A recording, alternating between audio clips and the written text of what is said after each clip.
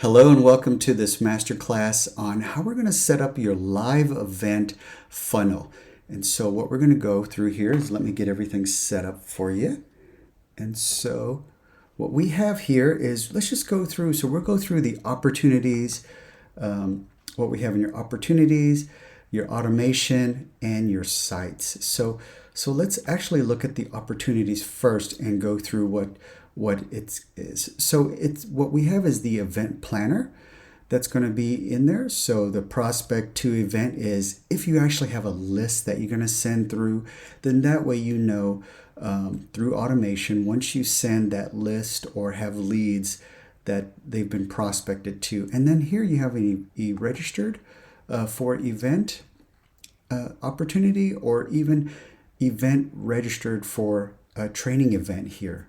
I'm sorry, is the registered for event opportunity or opportunity event, and then registered for training event. So there's two different deals here, to where if one is an opportunity and one is a training, and if you're having them at the same time, that way you can know how to split them up. And so here's the signed up for an offer if you actually had an offer in that event. So let's go through the sites first before we go to the automation here. And so you have a live event master template, and in here we have a live registration. So you have an opt-in, thank you, and then there's a global unsubscribe. But before we do anything, in your settings, you do need to have a subdomain attached to it, like events dot whatever your domain is, so that we know where this will go to. And so let's go back and let's go to your opt-in page here. So we'll click and edit our opt-in page to show you what you need to do. So we need to do some tweaking a little bit, just like, what is the title of your event? You know, some things like here we have Saturday, February 4th, 9 a.m. or so.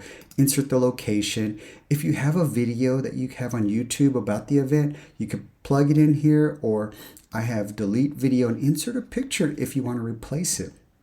And of course, you know, seating's limited, and then, you know, benefits 1, 2, and 3, you know, is your parking free type of thing down here. And then of course the form. So remember, there are two forms. This one, if I click on it and then I scroll down, you see this this form. It says opportunity event registration or training registration. So we're going to do the opportunity for this particular one here. And then what we're going to do is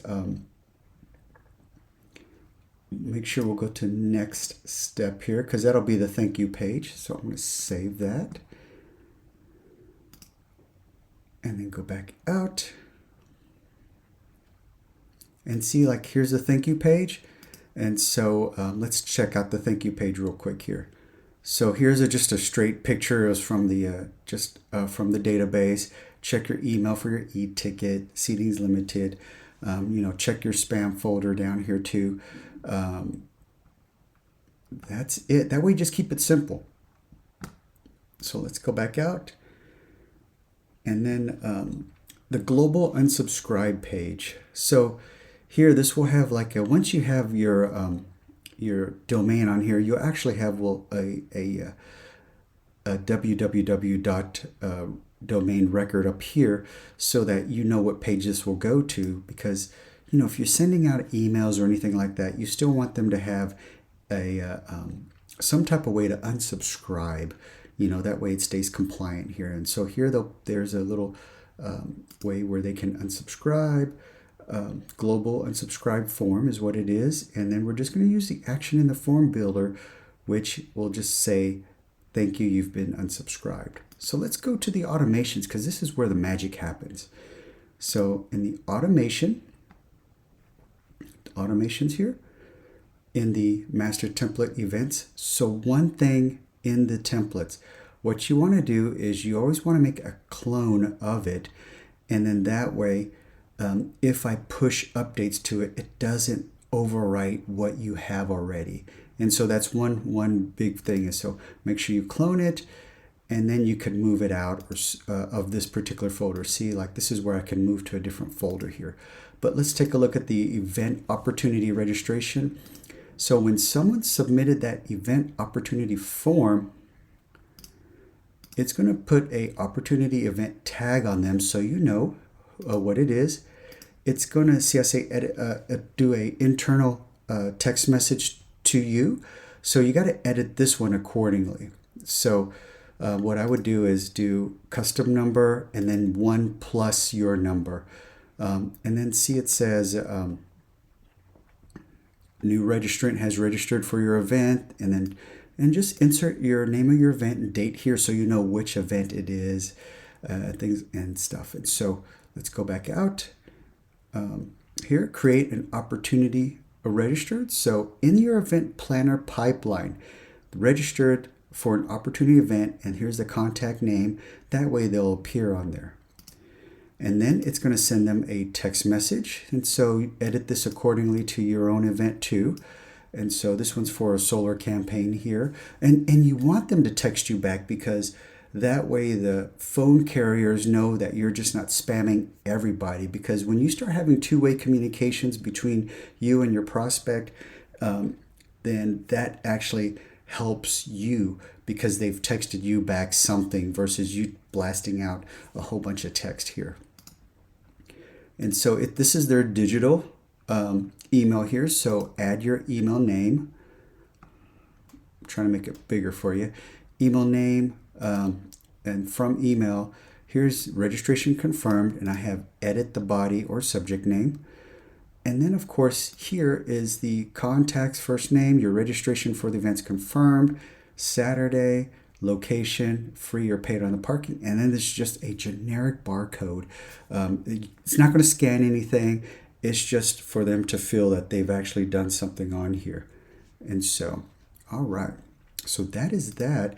And now it just goes as a countdown timer. So what we want to do is, whoops, I totally skipped this greeting and email.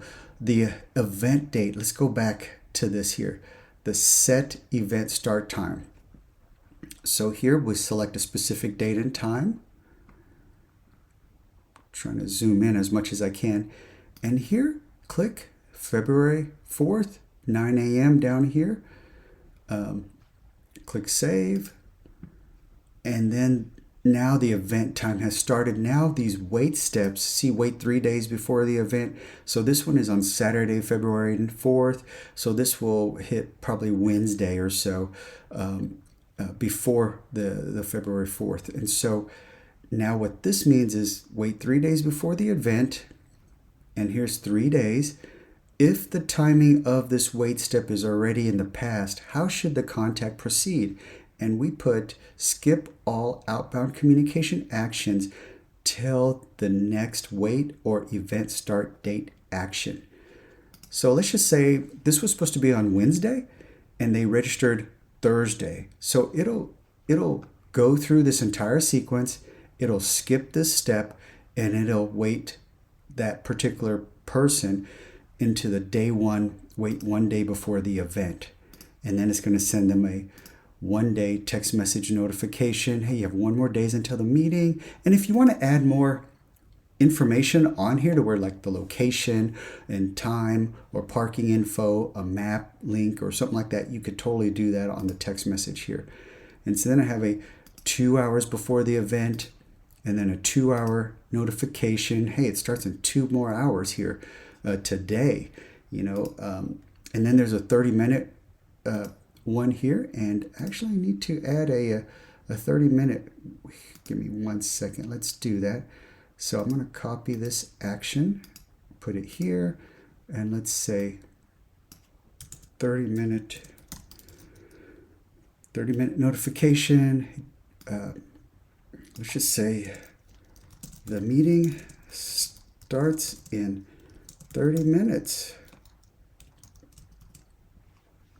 Save action, and there you go. And then I put a wait step down here too, to where if you want to re-advertise or remarket these people, this might be an easy way to grab them and then add them to another funnel, or because here you can move them to another workflow. Like you could just say add to workflow and then select your workflow and move them out of this workflow into another workflow later on.